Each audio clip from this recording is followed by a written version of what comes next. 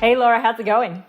Hi. I'm going good. I think I suppose as good as we can be going through this very crazy time we are in now. How are you going? Well, I'm in Adelaide, so I consider myself quite fortunate that I'm not in lockdown like you are. But I really feel for you. I feel for you and everyone else in Melbourne.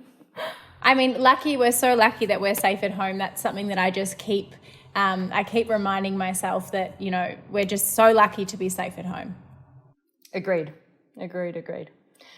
Well, we wanted to have a chat today. I've been so fascinated and really inspired by your journey and watching Keep It Cleaner grow over the last 3 years. You're an incredible woman. You've gone out and you've built this world-class fitness training program.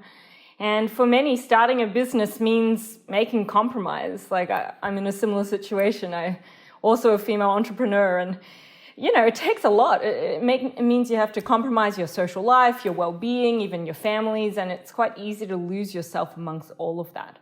So I also really just wanted to hear from you. Like, what's it like to run your own business and maintaining your independence? Well, thank you so much for that beautiful intro. It's very, very kind.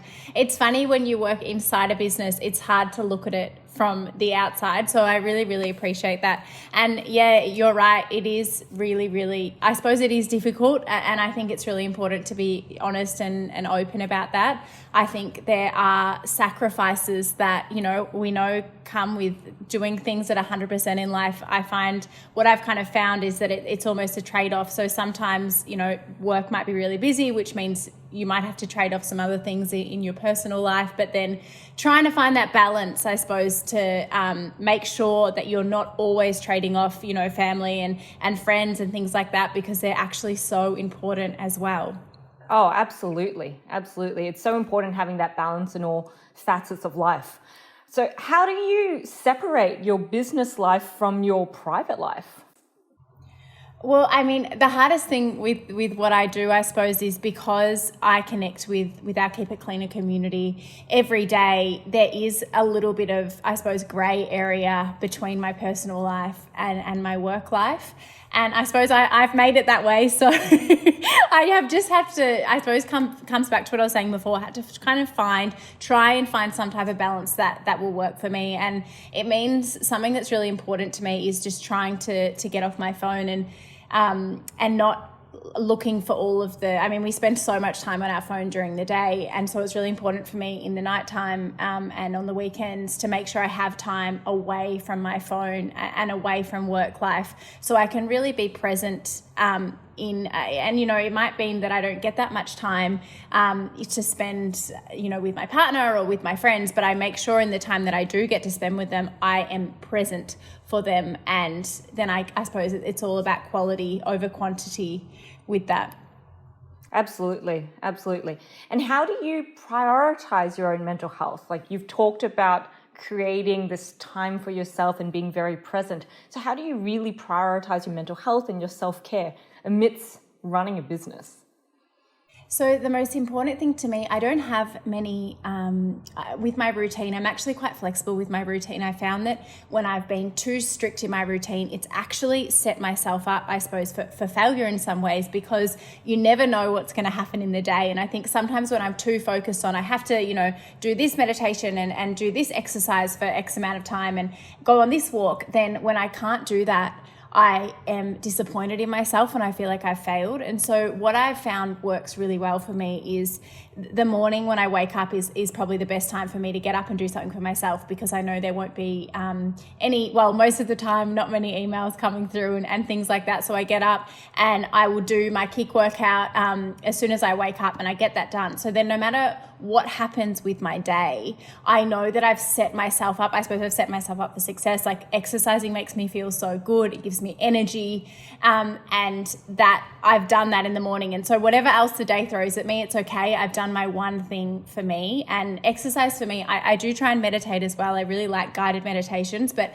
exercise is in a way for me my form of meditation, because it really clears my mind, it energizes me, and it just makes me in general a more happy person. That's fantastic to hear. Is that then your non-negotiable? That's what it sounds like to me. Yeah. Yes, absolutely. My exercise in the morning is my non-negotiable, because I just know it makes me feel so much better. And even during in COVID, during this time, it's been so great because getting up, you still get up and you do it. And even if the rest of the day goes horribly, it doesn't matter because I've accomplished something for myself. And I found that it's made a really, really big difference for my mental health. Yes, yes. So I've been very inspired by Keep It Cleaner. I'm very inspired by the mission of Keep It Cleaner. And when you run a business that's all about inspiring others and especially empowering young women, what do you do when you notice yourself starting to feel flat? Like, how do you keep up that momentum while maintaining your authenticity and being true to yourself?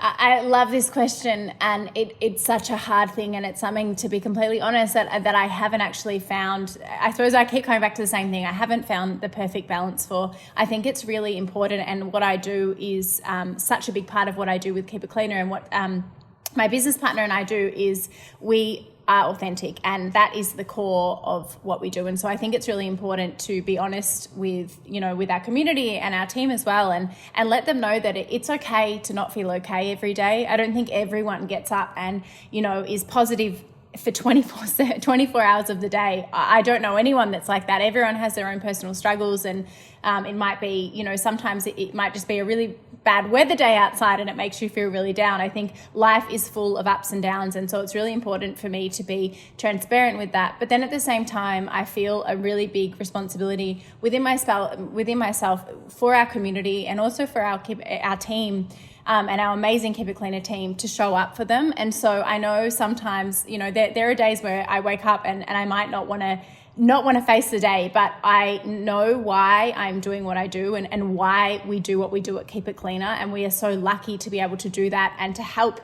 women and people all around the world. And so I really connect with that why, I suppose, and that gets me up. And so so sometimes, there are struggles, but you just have to, knowing for me so clearly what that why is and why I should do it helps me so much. And it's just, sometimes you don't want to show up, but you have to, and often showing up when you don't feel like you want to is actually quite an empowering feeling in itself, because you've proven to yourself that you could do it. That's wonderful to hear. Having meaning, having purpose, that why, that really is a true north, a compass. And hearing that is what helps you get through the day, especially when times are bad, is so inspiring. What are those small changes? Like meaning and purpose, those are big. And that's, that really guides you. But sometimes on those days when it's so hard and you just need to take that little step moving in that direction, what's that for you? Small changes are so important, and I think that's such a special part about AIA Vitality and the program and the message, is that you don't need to make huge changes, I suppose, to get to your healthier life or your best and healthiest version of yourself. You just need to make small changes. And I think for me, a small change might be, just sitting down and having a 5-minute guided meditation in the middle. And I actually learned this one from you, just stopping in the middle of the day and taking 5 minutes for myself in a guided meditation, and knowing that that's okay. And 5 minutes isn't a lot of time, but that small step can make such a difference to the rest of my day. And so it's knowing that you don't need to make huge changes and set huge goals for yourself, because I think sometimes when we set goals that are too big, it can be really disheartening when it takes so much time to get there, or we don't get there. But setting small goals and making small changes is, for me, the most powerful way to, I suppose, become the healthiest version of myself. And so I love that about AIA Vitality, because I think it is it's so relatable for people, and also so achievable. Yes, for me, it's a very similar thing. It's all about those small little steps to have a huge impact. And I think with AIA Vitality, it really models that. It really focuses on those small steps. And for myself, like making a cup of tea is a tiny, that's a tiny step. It takes just a few minutes, and yet it makes a world of difference. When I come out of it at the end, it's like, I have a cup of tea and I feel so much better. But the process of even making that cup of tea or cup of coffee is it's incredible. It allows that stopgap in your day, doesn't it?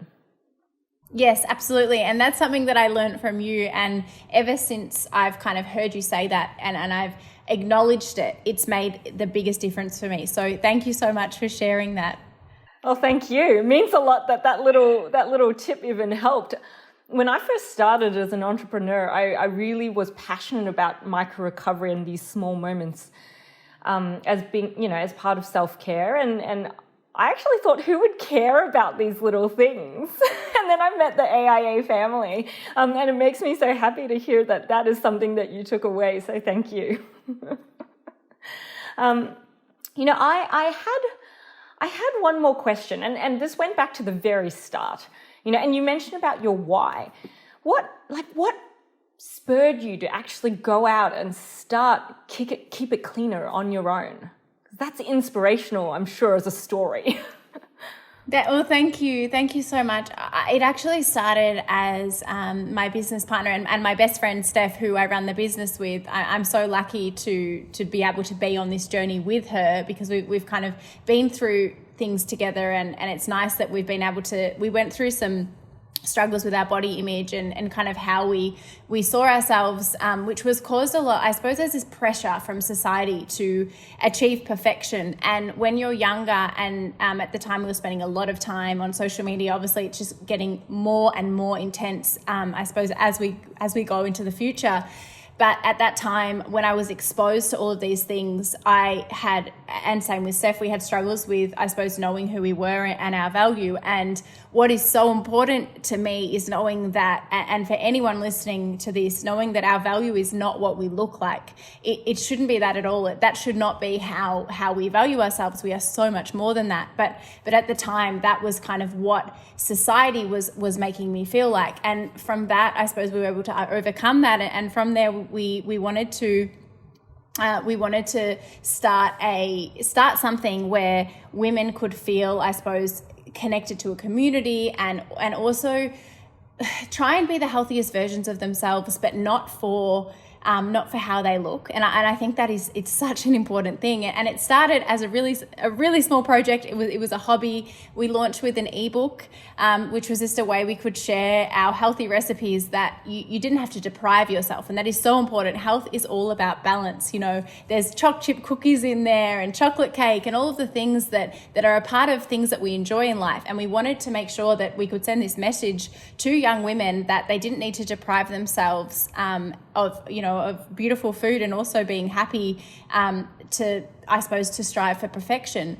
And so it started with this ebook, and then from there we began to grow this incredible online community. And with an ebook, the thing is, once you release it, you can't then connect with the community as much because it's kind of done. So we wanted to do more, and that's where the program came in, because we really wanted to put everything that you would need into one place.